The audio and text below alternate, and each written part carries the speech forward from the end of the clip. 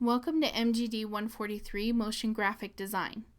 In this tutorial video, we're going to go through the D2L interface and make sure that you are oriented to the course and that you understand how to turn assignments in, check your grades, take quizzes, and find out exactly what you need to do every week. So when you get into the course, you're going to see the course home page. This is where you can change to a different course. So this lists all the students' additional courses. And you can come up here and check your email, check announcements, or check your subscriptions. Anytime you see a red dot, it means you have something new. So this means I have a new email message.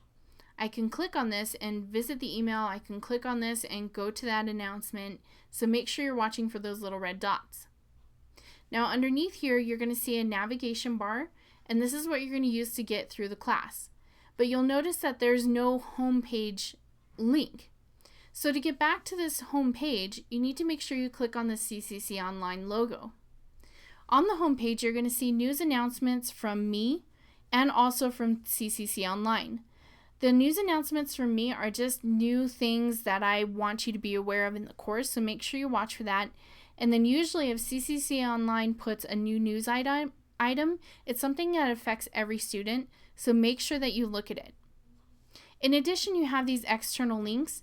And these are really great because I am not a tech support person and neither are the other instructors in your other classes.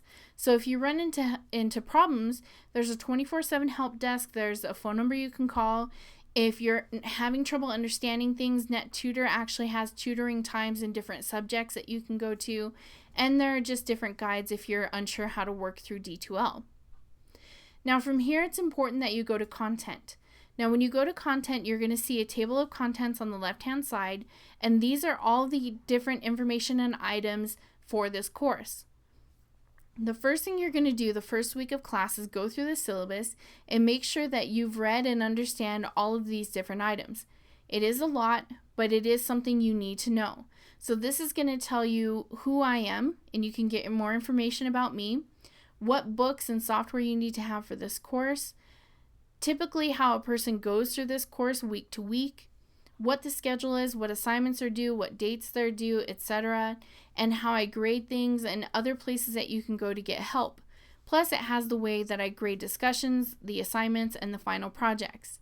So make sure that you go through each one of these.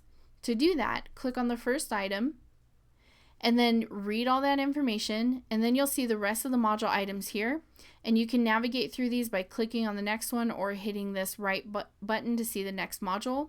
So I can click on course overview, read the information here, and I can also go to previous and next. I can also click this little pull out menu or this pull out button so that it kind of gets it out of that D2L interface. So again, I can hit next and go to the next thing. So make sure you've read and understand that entire syllabus. For the rest of the course, you're going to be working through specific modules or units, and each one of our modules covers 2 weeks. So for instance, module number 2 covers chapter 2 and chapter 3, and each week you're going to have one chapter to do. So we'll go to module 1, and when you go through this, it's going to show your progress, so which ones you've actually viewed, and you're going to go to overview, read about the stuff you should know and be able to do by the end of this. And you can click on the assignment list, the actual things you're expected to do, and then you can go through here, and it's important that you read the lecture notes, and the discussion will go up here later, but it is linked in content if you want to just stay in the content area. But for now, make sure that you're reading the lecture notes and that you're working through the chapter and the exercises in the chapter in your book. Those exercises, you don't have to turn those into me. Those are just helping you learn. So then after you've done that, you can watch the tutorial videos. These are like demonstrations that I would give you if you were on my on-campus class. So make sure you watch these, and if nothing else, make sure you watch the chapter assignment tips. So I try to have these for each chapter. So if I click on one of these, it should open it in YouTube. And you won't see all this stuff that I do, but you can change the quality of that video, you can change the size of it, and you should see some edited captions, and those are the ones that I've tried to make sure that they're correct. So going back to those tutorial videos, once you've read the chapter and done the exercises, you've looked at the lecture notes, and you've looked at the tutorial videos, then you need to come in here and read about the chapter 1 assignment. What specific assignment are you going to turn in that I'm going to grade? So then you're going to make sure to save it and put it in a zip file correctly. What tips have I compiled that people have gotten stuck before with this assignment? Make sure you read that. And these are just examples. So if you want to see my redesigned example or the actual example it shows in the book, then you can definitely look at that there, or good examples from previous students. So once you're done going through all of those things, it's going to jump you to the Dropbox where you can turn it in, but I like to use the discussions in Dropbox up here. So let's go to this Dropbox and I'll show you what this looks like. So chapter 1 has already been turned in. You can see once it's been graded what your score is, what your grade is. And if you click on this little 1, it'll take you in and show you what you submitted. So that's a good way to ensure that you did in fact turn it in. And then you can view the feedback. And it's important that you understand when you view the feedback that you click there and it's going to have a note for you. But I'm also going to include a feedback video because that's how I go through your project and show you where it went right and where it went wrong and how to fix it. So make sure that you're downloading that video and watching what's happening with your project. Fix it and then move on to the next week's assignment. So let's see how to turn this in. I'll click on Chapter 2 Dropbox. I'll click Add File and I'll click Upload so I can find that file. So I created a folder for my class called MGD 143, Chapter 1, Chapter 2, Chapter 3, and obviously we're going to have 12 chapters so you can make all of those before you do even Chapter 1. And for Chapter 2, I've added these 2 files into a zip compressed folder.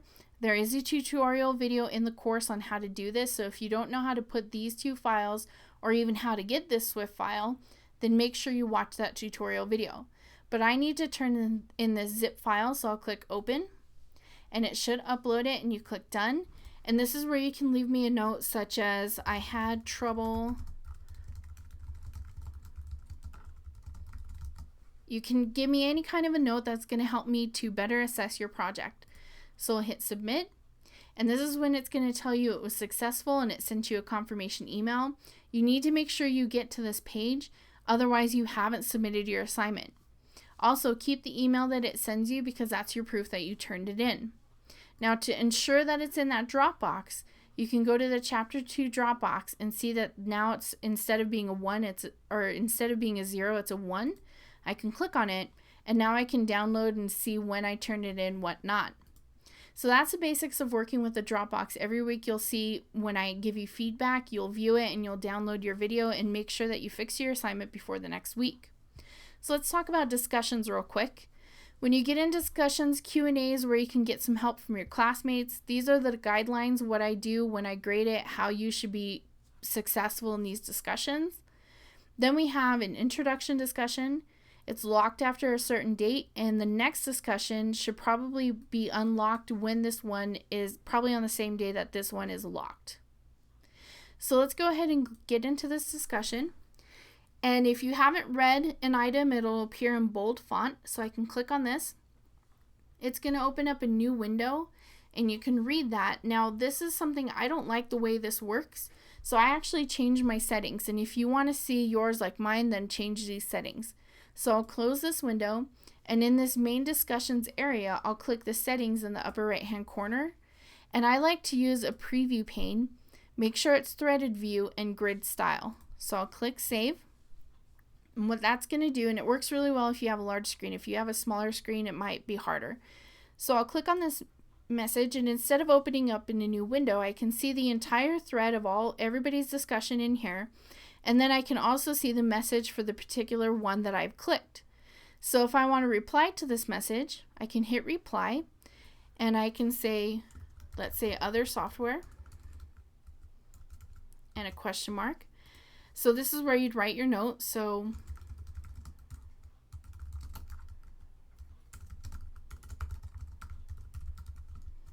make sure to always sign your name. That's just polite. And then right now it's adding the original message, and I don't like that because there's this little link right here for you to do that on your own. So let me show you how to change that. If I go back into settings, there should be something in here that says, include original message, text, and reply. So I'll click save on that. So that was just you replying to somebody else. So now you can see it's kind of underneath that one and it's a little indented. That means it's in reply to this actual message here. If you want to compose something on your own, which you should do every discussion because you're going to put your own thoughts about the topic, we'll click compose. And now we'll say, hi, my name is Jenny. That's kind of lame, but you want to put something other than just hi. So I am a FRCC student studying, and then it's going to go on. You don't want to just leave it at that. So make sure again to sign it. Oops, and I keep putting my name instead of hers. I'll just hit post. And now you can see as it kind of refreshes that we have 2 new posts here. This one doesn't have any replies, but this is your actual original post that people are going to reply to. So let's click on our course name real quick to go back into the course.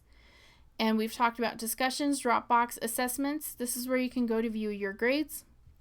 And again, you can see the comments that I left and you can see the points, but you want to go back into the Dropbox and click there because you cannot access the video that I give you anywhere else other than in the Dropbox. So this is where you're going to see your grades for this class. And this is just the overall grade of everything you've turned in up to this point. So it doesn't count all these things we haven't got to yet. It doesn't count those as 0 or F items because I think that's unfair. So anyway, the last thing to go over I think is the, quizzes. And you have these practice quizzes and you can take those as many times as you want and they'll always have new questions.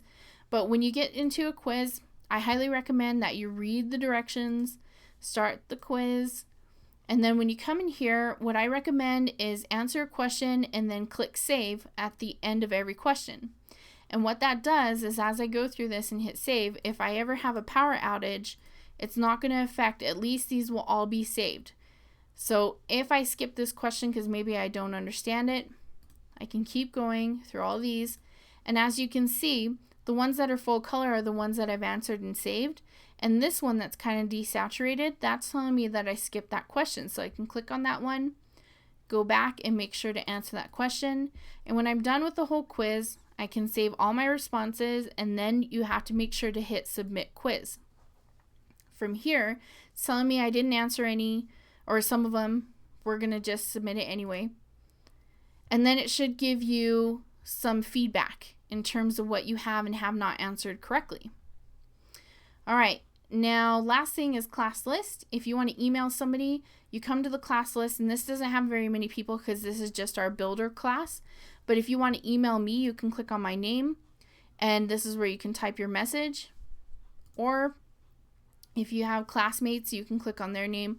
Again, I can't click on her because I am her in this tutorial video, and it'll throw back an error. But remember that these are internal emails. It's not like Hotmail, so you can't just email my actual, CCC Online email address. So if you ever have problems with these email and you need to email me at that CCC Online email address, if I go back to the home page, you can see it here. If you ever need to email me at this, you'll have to go out to your own student email or your own personal email and email me that way. Otherwise, that's the basics of working through this class. Make sure that you understand it and that you're familiar with it and that you know who to call in case you're having any kind of trouble. Last but not least, make sure you're running Firefox and not a really old version of Firefox. You don't have to have the latest, but if you're running Firefox 8 or 9, you're in trouble because we're on Firefox 23 at the time of this video. So make sure you get the newest version of Firefox and use it always with D2L.